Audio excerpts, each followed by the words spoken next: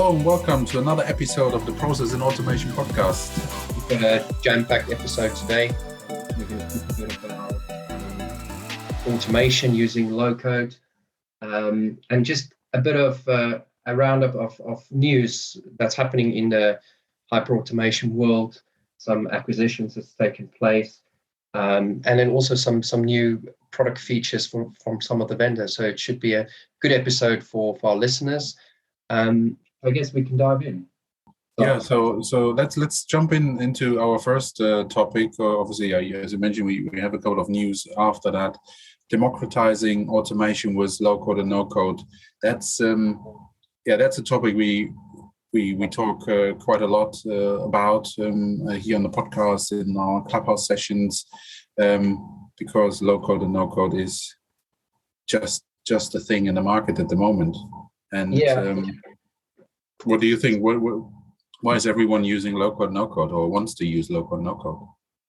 Well, of course, low and no code platforms, provide very high scalability, performance, and security, and also integrations, across your enterprise, and it gives you the ability to create these enterprise-grade applications that are very, very easy to configure. And they say that this is starting to democratize automation, and basically what that means is that it's bringing it out to the masses. A very high volume of low and no code developers are now sort of working in tandem with professional conventional developers to scale automation initiatives across different enterprises.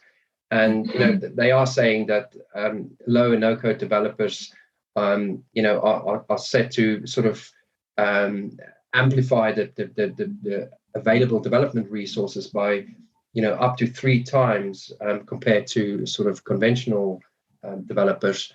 So it's kind of bringing enterprise developers or enterprise development really to be very accessible for businesses.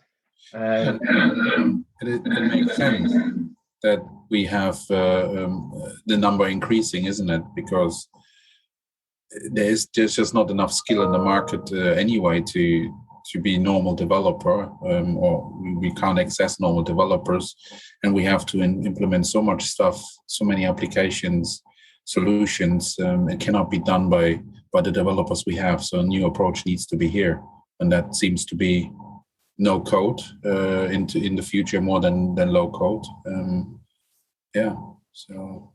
I guess in the low and the no code space, what we're seeing is, and they've done a recent survey, looking at CXOs, and they found that over 60% of those individuals are interested in deploying low code technologies, or investing heavily in low and no code technologies.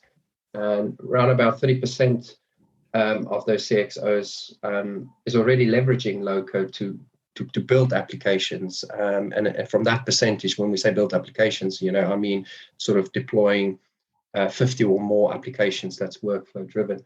So it's a big market. It is expanding. I think it's becoming heavily mainstream. And also, I think the big driver for this is, of course, the COVID-19 pandemic, where applications and solutions needed to be built up very fast, very quickly. And of course, low and no code technology is a great way to do that. And a key driver for innovation as well in businesses. There's certain surveys that's been done. I know that Forrester has done a total economic impact on several low-code vendors, and some of those sort of the numbers in terms of return of investment is really encouraging.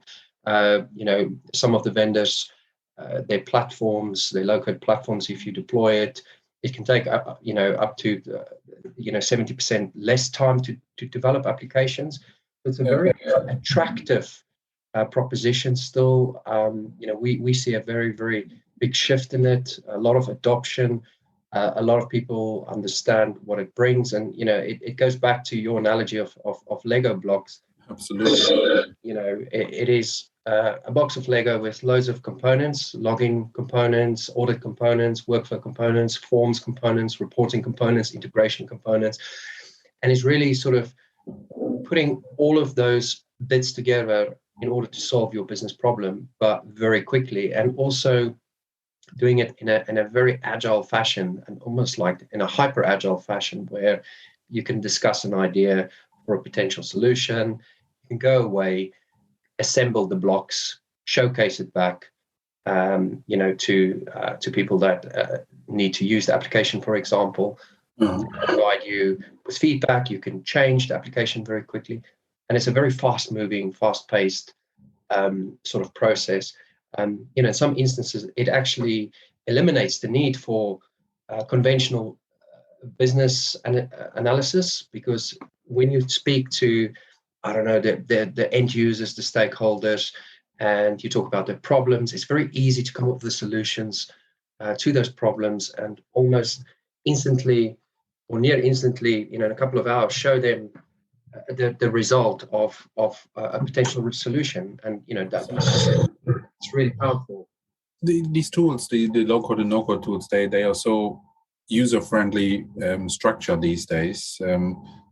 Everything visually drag and drop. I think everyone who is keen, and lots of especially the younger generation entering the workforce, they're so keen on just playing around with things, and they get these applications very, very quickly, and they just if they have an idea, just try it out, because they can't. It's so fast. You can't really break anything. They don't have to worry about the typical things we have seen in the past in development. Is it secure? Okay, this is a great solution, but how about if you have to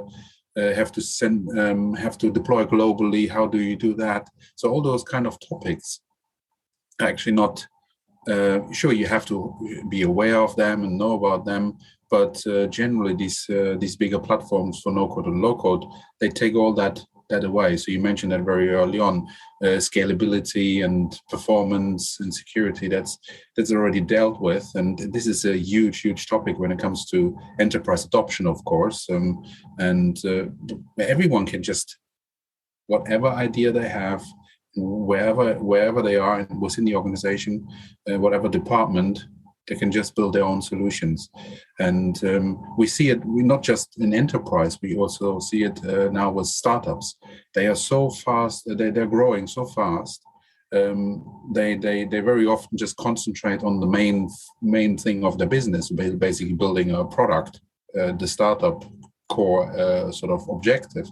But when it comes to all the operations of a startup, a fast-growing startup, suddenly you need applications, you need solutions, you need automations, and everyone in these innovative companies, they just pick up a no-code tool, a low-code tool, and just build everything they need, sort of in a couple of days and weeks, and and it's very customized to their own needs. They don't need to buy something out of the box and like an SAP and customize it for months.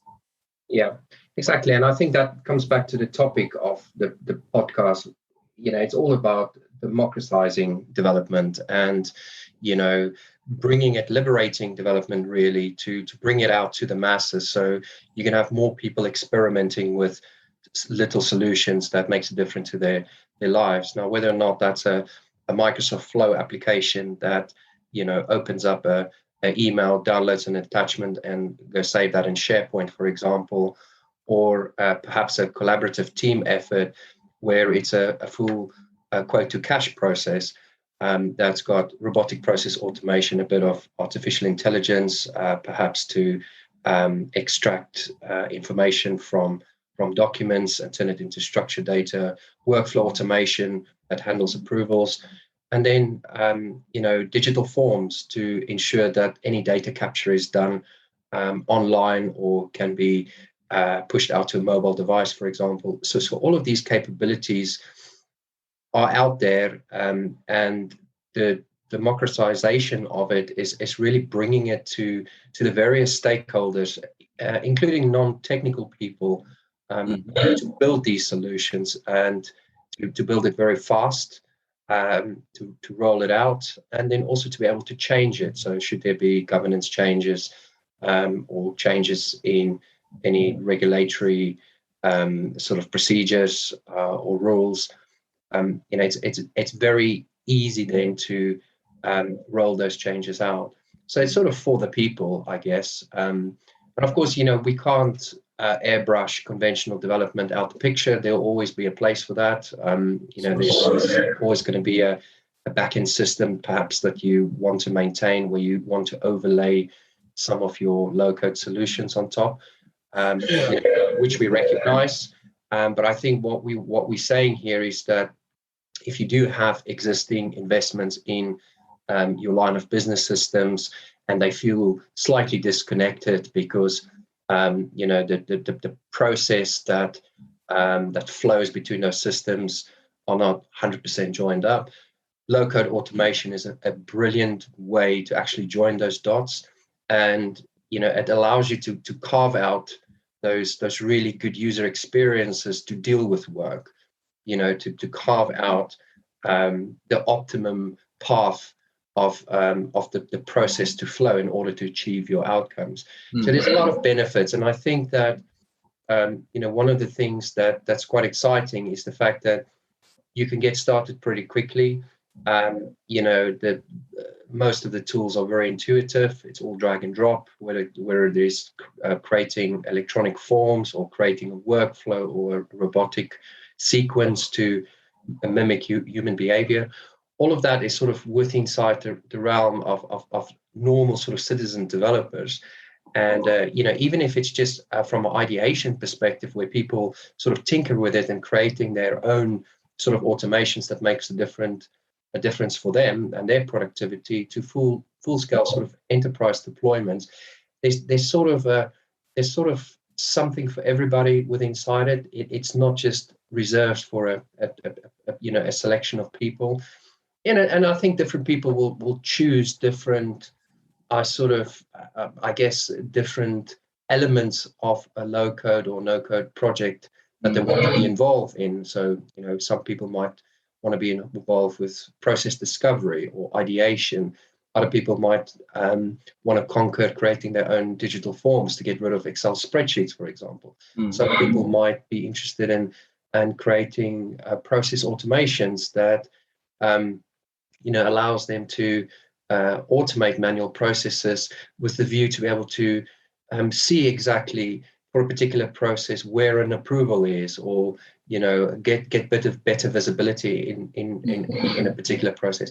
So it's quite a big rainbow, and there's a lot of space for people under it. And I think that the best thing is to get started, is to sort of dip your toe in it.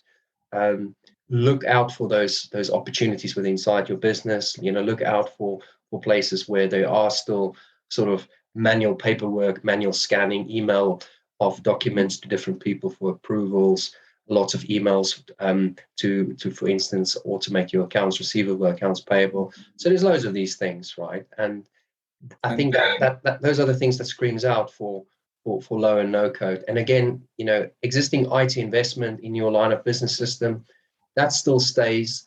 I think the aim of this is not necessarily to get rid of it. The aim of this is just to actually make those usually sort of deep backend systems that can sometimes be a bit disjointed and very complicated, quite easy to use by providing a very, very thin sort of veneer on top of it. That's very consistent, very modern, easy to use. And and I think that's what this democracy looks like, right? In my view. Absolutely, yeah. You touched on it lightly. It really covers all the different areas of automation.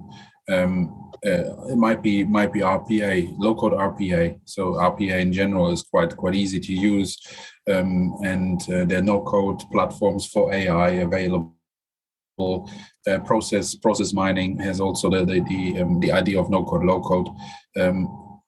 All these areas. You can start on the pro level, or you can really get really far already with the no code level, and something what some people in the business wouldn't really sort of think of. They think, oh, AI, machine learning is super complicated. Sure, it might be in some scenarios, but you can get started with the no code, low code platform, and as well, when it comes to connecting these systems, there might be already iPaaS platforms which are complicated, and there are some other platforms which are low code, no code. And so in all these areas, you can find the right vendors to cover these things. So maybe some vendors have everything in one platform, which makes it then maybe attractive or maybe more attractive than picking another platform. But there is so much movement in the market in that area. So even if there are lots of Lego blocks, and you can build almost anything. But sometimes you need these extra special Lego blocks you usually can't find anywhere else. Maybe there's another tool you just bring in, or you put your pro coder, as it seems this becomes sort of a term in comparison to low code, no code.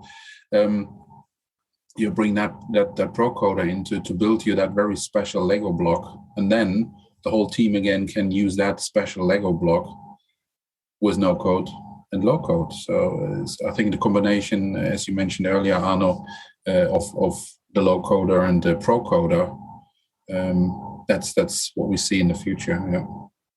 Yeah, and I think it's also it is interesting that a lot of the sort of the new talent, the new graduates that's coming through. This is the world that they're used to. It's a world where you can see sort of instant results, and you don't have to go very deep and code using high code your solutions up. It's literally assembling your solutions using drag and drop.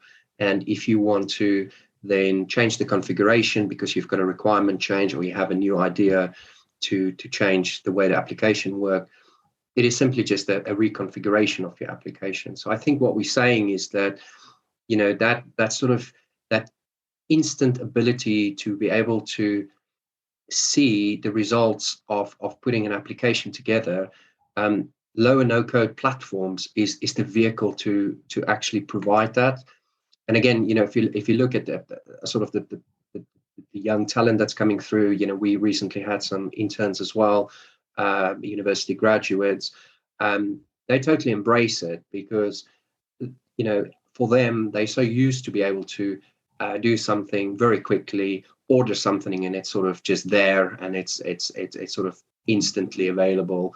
And then to bring this sort of development methodology to them, they really, really embrace it. And we see a lot of those people actually excelling with rolling out these applications, because it is such an exciting thing to be able to use the different blocks, solve a problem using it, perhaps, I don't know, to see an additional way to do it or to make it better, change the configuration, and then see the results pretty quickly.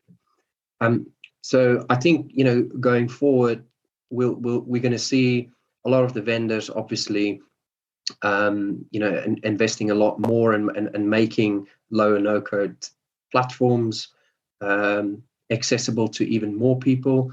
I think Microsoft is probably leading that with their Power Automate initiative. Of course, most businesses that's on the Office 365 platform, for them, kind of stepping into the Microsoft Power Automate sort of domain is really easy, because it's simply a question of going to your Power Automate sort of dashboard and starting to configure your Power Automate sort of flows and your Power Apps, and bring in your your RPA, for example, if you need to create robotic scripts. And it's easy, it's fast, it's accessible, it's quick results driven. You can see stuff happen, and you could roll it out very quickly.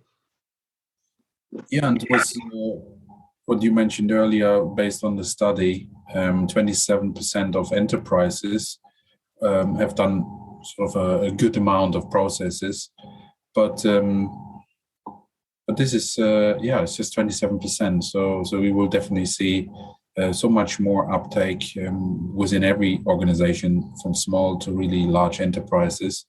So, and the market development, if it really grows up to 45 billion US dollars by 2025, that will be just ridiculous, in comparison to now. Just in the next 4 years, we will definitely see this hockey stick growth. So the only way to actually get done with all the modernization of all these systems and going forward, the answer is only that, because we won't have all these other developers and other types of developers. And even if we would have them available, it wouldn't be, in my mind, it wouldn't be the best way going forward anyway. It doesn't make sense.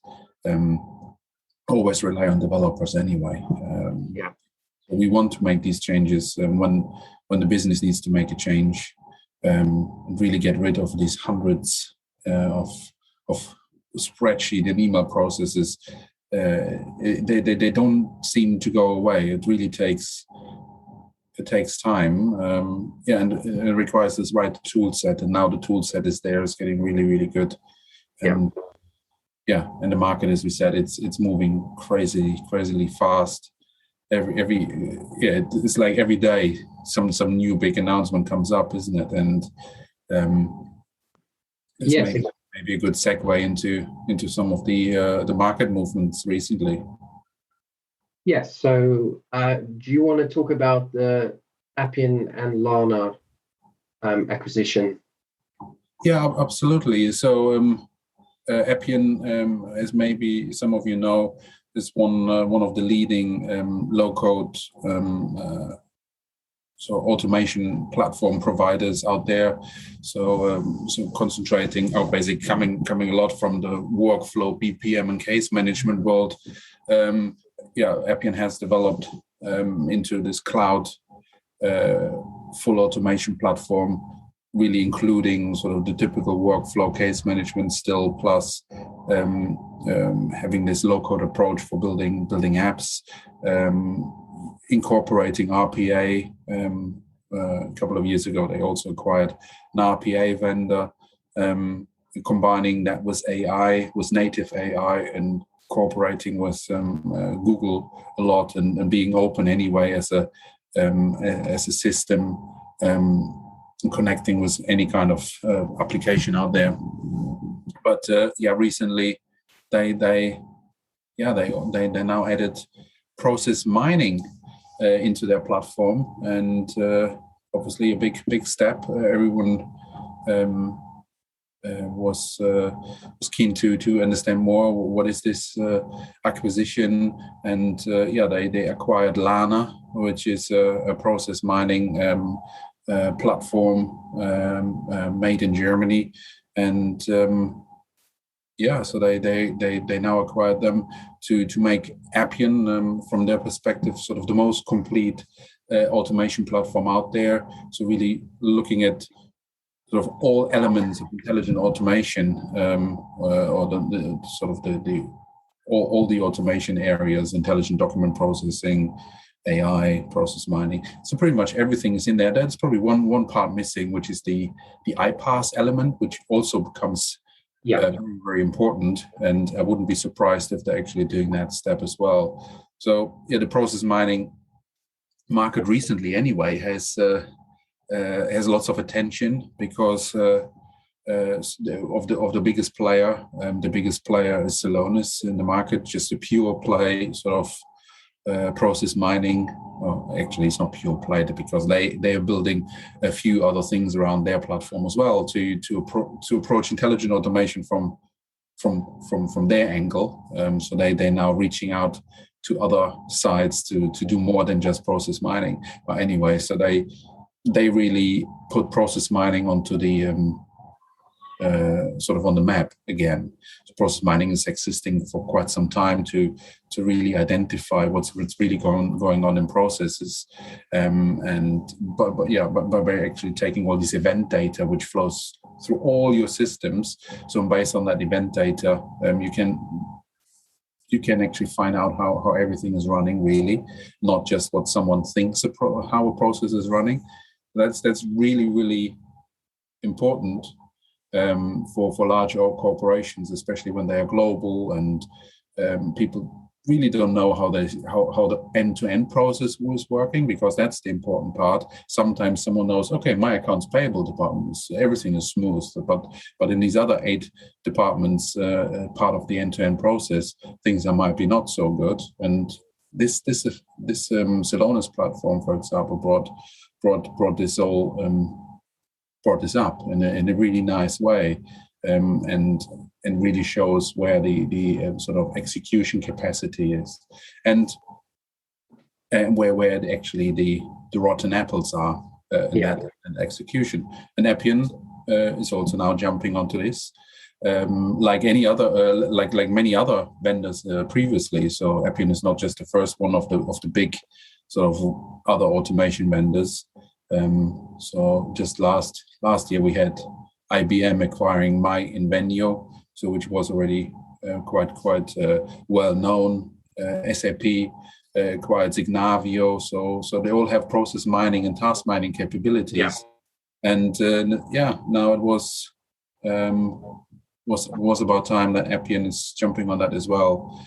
And was that obviously we will get a really tight integration from process discovery to automation and improvement. So we're really closing this typical business process management and business process movement cycle, isn't it? So we discover, we mine, we build applications, we improve, we automate more. We're going through that cycle again and again. And everyone is quite excited about this. We are, as Appian partner, obviously very excited to try that out and see how we can put that into our offerings. And I think that there is obviously a race to expand process mining capabilities. Like you say, I think it's no surprise that Appian acquired Lana Labs, to bring sort of process mining capabilities onto their platform. Talked a bit about process mapping. I know a couple of years ago, Nintex acquired ProMap as well, and that's all to do with process mapping and understanding processes and having a centralized repository to manage those processes and to control them, version control them, and also to collaborate around them. Nothing yet on the Nintex space in terms of sort of true process mining itself, but again, that might be something that's in their pipeline that they're looking out for. You talked a bit about Celonis' acquisition of Integramat. Of course, that was a massive one, and I think that kind of Celonis, I think they raised $1 billion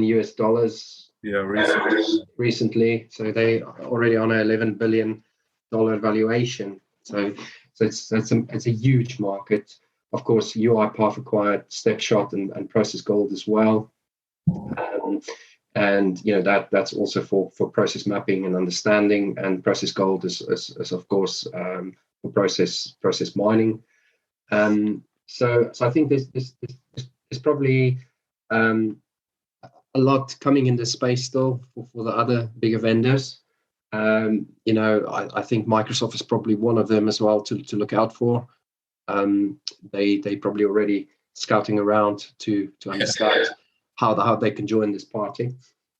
Yeah, the thing is, the market is in such a movement. As I mentioned earlier, that every week you find out about a new up and coming player, and there's maybe another startup like Lana already sort of available. Or really active, coming up with a nice angle to maybe process mining, a nice angle to something else, and just just because of that, then they are a good fit maybe with the Microsoft platform. But it is really a race currently what's going on, and then So just moving on to the next interesting acquisition is Salesforce entering the RPA, or robotic process automation space. So they recently also acquired it's also a German company called Service Trace. Mm-hmm. And they're a niche RPA player, but again based out in Germany, and they've been active for a long time, I think since 2003, 2004. And they didn't really scale as quickly as the other sort of big players, including UiPath. So it's quite an interesting move from Salesforce to enter the RPA space. So it's not just the movers and shakers with inside process mining. I think with inside RPA as well, there's a lot of strategic acquisitions. Of course, ServiceNow acquired IntelliBot as well. IBM acquired WDG Automation. And in 2020, of course, a big one was quite a surprising was Microsoft's acquisition of Softomotive, and that's of course now incorporated into their Power Automate platform. So again, the market itself, there's space for a lot more on the dance floor, as they say, and it looks like a lot of the big players are still focusing on RPA, and for a good reason. It is a technology that is becoming very, very mainstream. I think we talk a lot about low and no code workflow automation, but of course robotics actually provides additional value to automation, because you can deploy robots to do mundane tasks that perhaps humans shouldn't do in the first instance. Again, I think no surprise there that Salesforce has entered this market. I mean, what's your view? Yeah, obviously there's a large customer base out there as well, sort of competing in the business app space.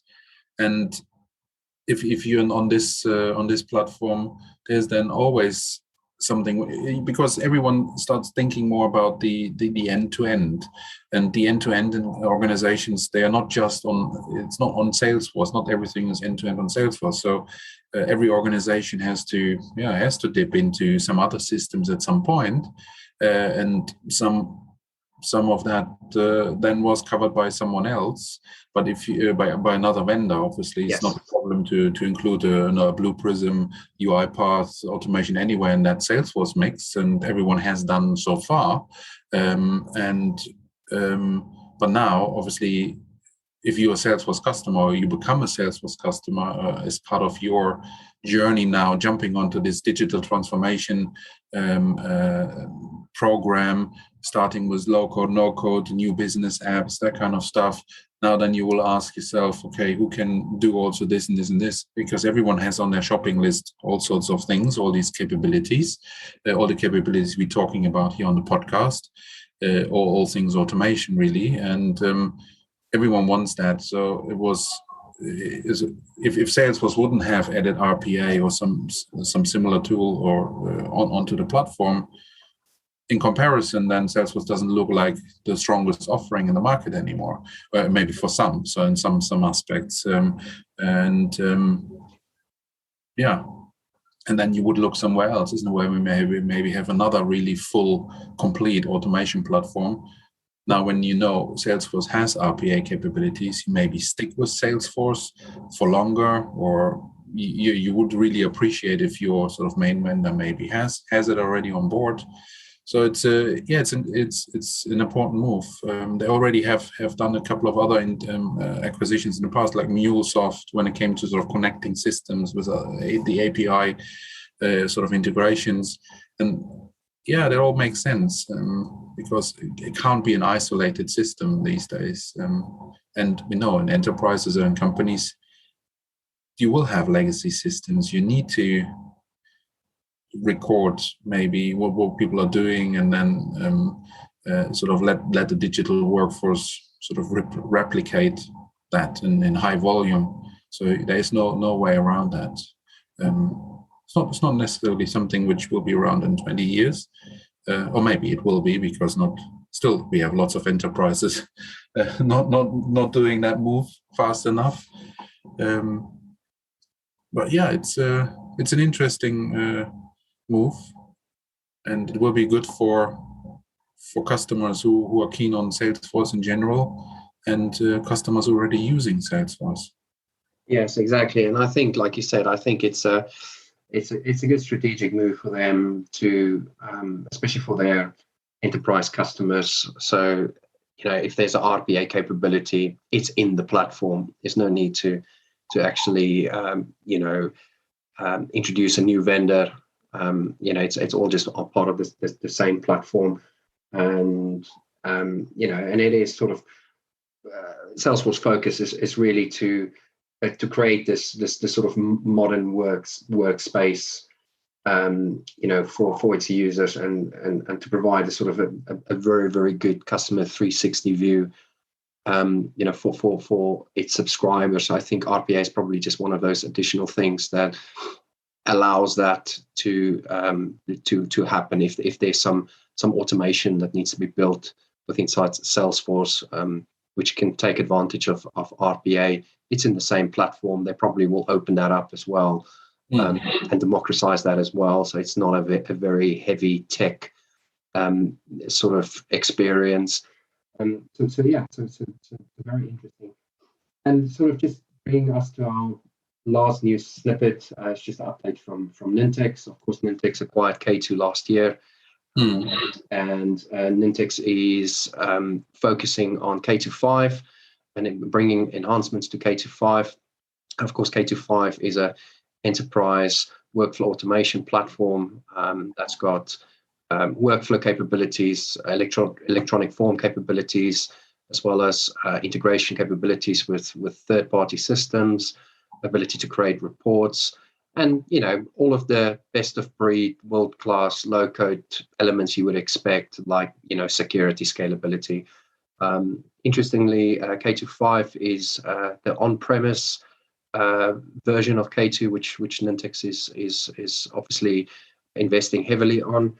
And some of the new features they're bringing out is sort of a style profile, so it allows you to create even better looking forms by using themes and styles, and of course that just enhances the user experience elements when you build your applications, and things like error resolution on your workflows. So when a workflow goes into an error state, they just bringing features in that allows you to perform different actions if your workflow goes into error state. And then also continuing on the software development lifecycle, they bring in continuous integration, continuous deployment pipelines. So it just means that if you do check in your K2 forms, there's automated packaging and deployment of your K2 software and all of the dependent resources. So it's good to see that they're still investing in K2.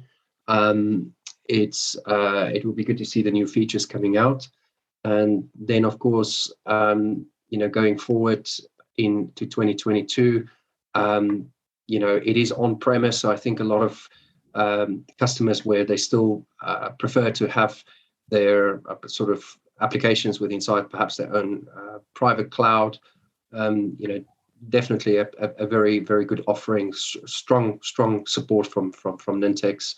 And again, it's good to see them to continuing developing the K2 platform. Oh, very good. Yeah, so there's so much news in general out there. So after the previous news podcast episode we have done, we received plenty of feedback. So this is why we're jumping into this monthly roundups. So now it's already end of the month again. So if you like us to cover more of these news, or if you hear about something we might not spot, just share that with us, and we're happy to talk about this and give our view on it. And otherwise, we keep monitoring the market for the latest. It's super interesting. Really looking forward to what the future brings. And if you really like to dig deep into the whole process discovery, process automation in general, low code, no code, all these different areas, reach out to myself or Arno. We're always here for you to have a chat and discuss your automation needs. And hope you join us next time again. Thank you very much.